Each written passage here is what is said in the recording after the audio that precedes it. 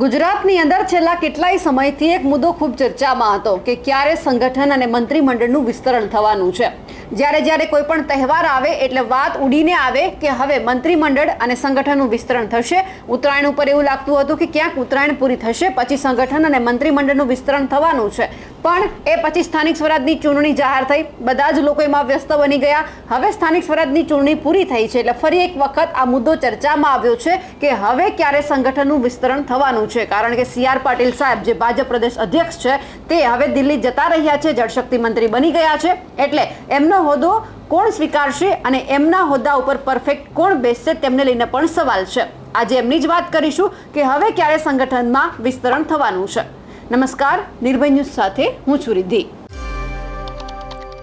છેલ્લા લાંબા સમયથી એટલે કે લગભગ 2 કે 3 મહિનાથી એક જ વસ્તુ લોકો વિચારતા હતા અને ચર્ચાનો મુદ્દો હતો કે હવે ક્યારે મંત્રીમંડળ અને સંગઠનનું વિસ્તરણ થવાનું છે, અને હવે એ સમય આવી ગયો છે કે હવે સંગઠન અને મંત્રીમંડળનું વિસ્તરણ થવાનું છે, કારણ કે જ્યારે હવે સ્થાનિક સ્વરાજની ચૂંટણી પૂરી થઈ છે, ભાજપે પોતાનો દબદબો બતાવી દીધો છે। આ વખતે અપક્ષ એટલે કે આમ આદમી પાર્ટી હોય કે કોંગ્રેસ તેમણે પણ ક્યાંક ને ક્યાંક 1 કે 2 સીટ જીતી લીધી છે, એટલે હવે આ બધું જ પૂરું થઈ ગયું છે, પરિણામ સામે આવી ગયા છે, એટલે ક્યાંક જે ભાજપ છે તે વિચારતું હશે કે પહેલા આપણે સ્થાનિક સ્વરાજની ચૂંટણી પૂરી કરીએ, એ પછી આપણે નક્કી કરીશું કે હવે કયા વ્યક્તિને કયો હોદ્દો આપવો, કારણ કે છેલ્લા લાંબા સમયથી ગરમાગરમી હતી, જ્યારે ક્યાંક નામ જાહેર થવાની શક્યતા હતી કે પ્રદેશ અધ્યક્ષ કોણ બનશે, અને આ મંત્રીમંડળનું માળખું હોય કે પછી સ્થાનિક સ્વરાજની જે ચૂંટણી હોય એમાં જે ડખ્ખો થયો હતો એમાં રહેલા નેતા ક્યાંક ને ક્યાંક મંત્રીમંડળમાં ન આવે, સંગઠનમાં ન આવે, એમને લઈને પણ ક્યાંક ચર્ચા ચાલુ હતી, એટલે અમરેલીનો સરઘસ કાંડ સામે આવ્યો, એ બધું થોડું પૂરું થયું, ત્યાં જયેશ રાદડિયાનો વિરોધ સામે આવ્યો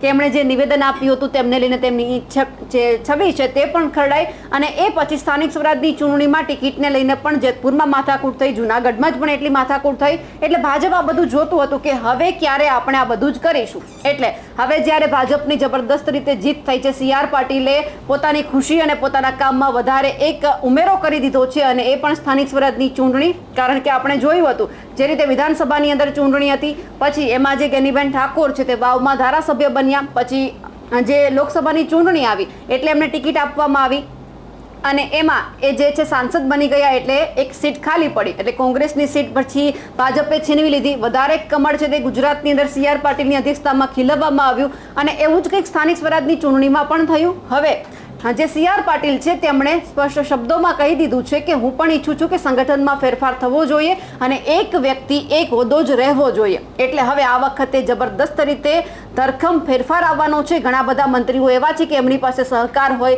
પછી સરકારમાં પણ તેઓ સ્થાન ધરાવતા હોય, એટલે આ વખતે એ જોવાનું છે કે શું મોટો ફેરફાર આવે છે। CR પાટીલે શું વાતચીત કરી છે સંગઠનમાં ફેરફારને લઈને તે સાંભળીએ।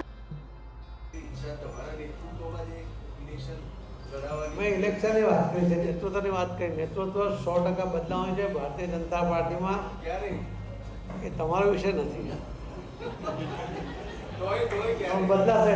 હું પોતે બી ઈચ્છું છું અને નિયમ છે એના માટે કોઈ બાકાત નથી, એમાં બદલાવું જ જોઈએ। હું પોતે પણ એક વ્યક્તિ એક હોદ્દો એને પર કાયમ છું અને બહુ જલ્દી એ બદલાશે, તમને પણ તમારા માધ્યમથી લોકોને પણ ખબર પડશે। યાર જીતની વાત છે, એમાં તમે ભાઈ બધો કોઈ પ્રશ્ન જ નથી, એવું લાગે છે। ચલો ખૂબ ખૂબ ધન્યવાદ આ વિજય માટે, તમને બધાને પણ ખૂબ ખૂબ ધન્યવાદ આપું છું। મેં ઇલેક્શનની વાત કરી છે, નેતૃત્વની વાત કરી, નેતૃત્વ 100% બદલાવાનું છે ભારતીય જનતા પાર્ટીમાં, એ તમારો વિષય નથી,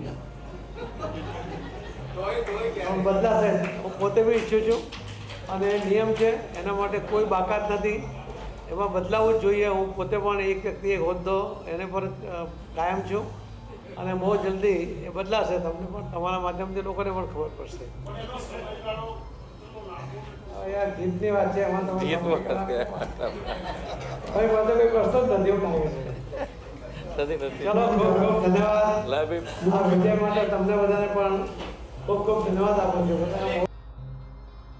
જે રીતે આ વખતે ફરીવાર CR પાટીલે આડકતરી રીતે તેમના તમામ મંત્રીઓને કહી દીધું છે કે આ વખતે પણ એક વ્યક્તિ એક હોદ્દો, એટલે કે હું અત્યારે અધ્યક્ષ છું એટલે મારે પણ ઉતાવળ છે, કારણ કે મારી પાસે પણ કેન્દ્રીય લેવલનું એક જે પદ છે તે મારી પાસે છે, એટલે હું 2 હોદ્દા ન ભોગવી શકું. એટલે તેમણે એવો ઇશારો કર્યો છે કે હવે તૈયાર રહી જજો એ તમામ મંત્રીઓ કે જેમની પાસે 2 હોદ્દા છે, 2 કે વધુ હોદ્દા પર તેઓ બિરાજે છે, કામ કરે છે કે નહીં એ પણ આપણને ખબર છે. એટલે હવે સ્પષ્ટ શબ્દોમાં કહી દીધું છે કે એક વ્યક્તિ એક હોદ્દો, અને હવે ઝડપથી એટલે કે હવે હોળી ધૂળેટી પણ નજીકમાં છે, સારા શુભ મુહૂર્તો પણ ભાજપ માટે હોઈ શકે છે. એટલે આવનારા સમયમાં હવે ધરખમ મોટો ફેરફાર આવવાનો છે, કારણ કે જે વ્યક્તિને ભૂલાઈ ગયું હતું કે ક્યાંક ભાજપમાં એક વ્યક્તિ એક હોદ્દો છે એ હવે ફરી એક વખત CR પાટીલે યાદ કરાવ્યો છે.